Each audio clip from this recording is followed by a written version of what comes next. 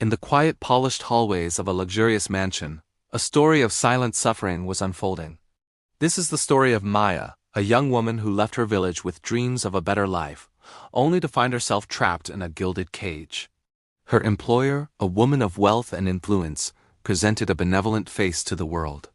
But behind closed doors, Maya endured a nightmare of constant verbal and emotional abuse. Every chipped plate, every misplaced item triggered a torrent of cruel words that chipped away at her spirit. The insults were sharp, personal, and relentless.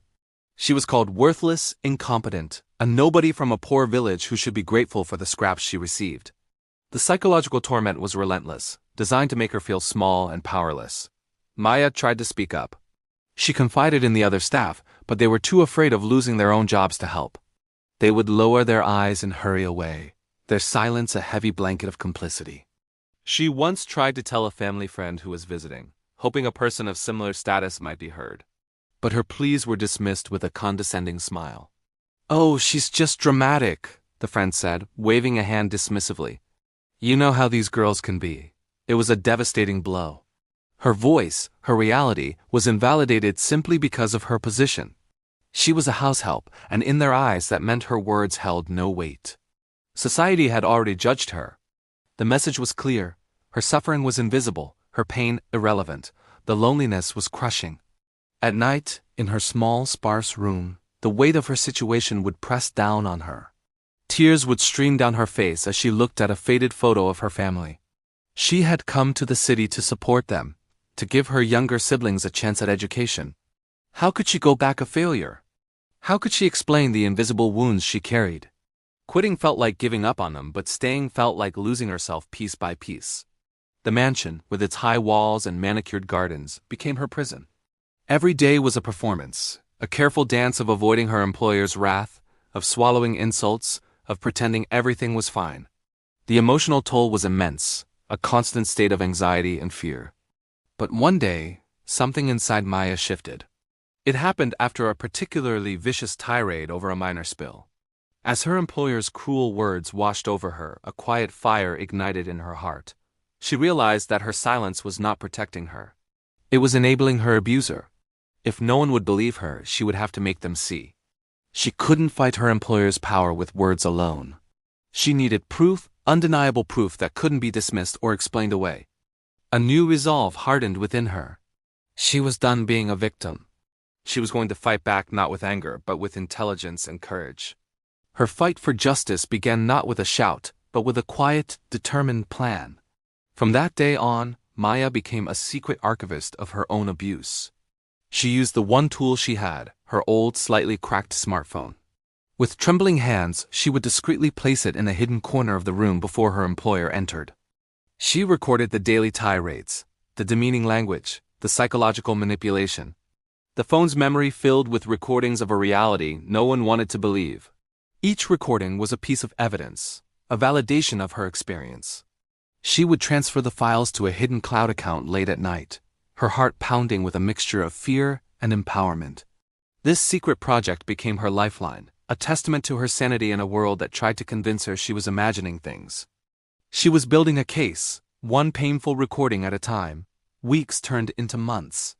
Maya meticulously gathered her evidence, her collection of audio files growing into a damning indictment. She documented everything, the dates, the times, the context of each abusive incident. She knew she couldn't just release these recordings randomly. She needed a platform, a moment that would guarantee maximum impact, a moment when her employer's public persona would shatter against the raw, undeniable truth. The opportunity came in the form of a high-profile charity gala that her employer was hosting.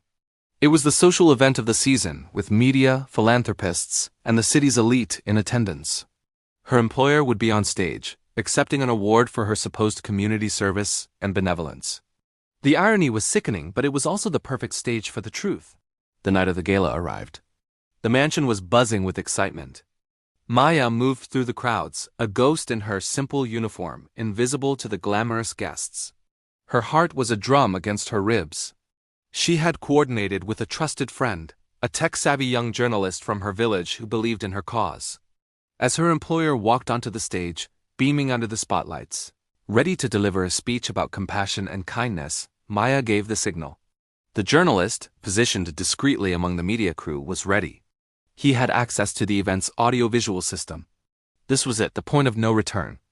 As her employer began to speak, her voice echoing through the grand ballroom, another sound suddenly cut through the air. It wasn't a glitch. It was Maya's voice, small and trembling, followed by the familiar, venomous tone of her employer. "You are useless! Do you hear me? Absolutely worthless." The recording played on, a montage of the cruelest moments Maya had endured. The room fell into a stunned, deafening silence. The guests stared, their smiles frozen on their faces. On the giant screens behind the stage, where a slideshow of her employer's charity work was supposed to be playing, now scrolled transcripts of the abuse, time-stamped and dated. The contrast between the public image and the private reality was stark and horrifying. Her employer stood frozen on the stage, her face a mask of disbelief, then rage, then utter panic. The carefully constructed facade had been obliterated in a matter of seconds. There was no way to deny it, no way to spin it. The evidence was absolute. People started whispering and talking loudly. Phones came out, recording the shocking scene. The media crews, initially there to cover a feel-good story, had stumbled upon a massive scandal. In that moment, Maya was no longer the invisible househelp. She was the brave woman who had exposed a powerful abuser. She had found her voice, and it was now being heard by everyone. The aftermath was swift and decisive. The story exploded across news channels and social media. #JusticeForMaya became a trending topic.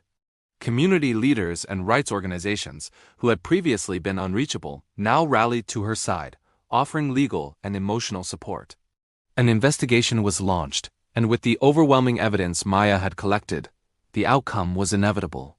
Her employer faced legal consequences and public disgrace, her reputation ruined forever. Maya's courage inspired other domestic workers to speak out against their own hidden battles, creating a ripple effect of change. Maya's story is a powerful reminder that no one's voice should be dismissed because of their job or social status. Abuse is abuse regardless of where it happens or who the perpetrator is. She showed the world that courage, intelligence, and a refusal to be silenced are powerful weapons against injustice. Her fight was not just for herself. It was for every person who has ever been made to feel invisible and voiceless. She turned her pain into power and her suffering into a movement. Thank you for watching. If you or someone you know is in a similar situation, please know that help is available. We'll leave some resources in the description below. Don't forget to like, share, and subscribe for more stories that matter.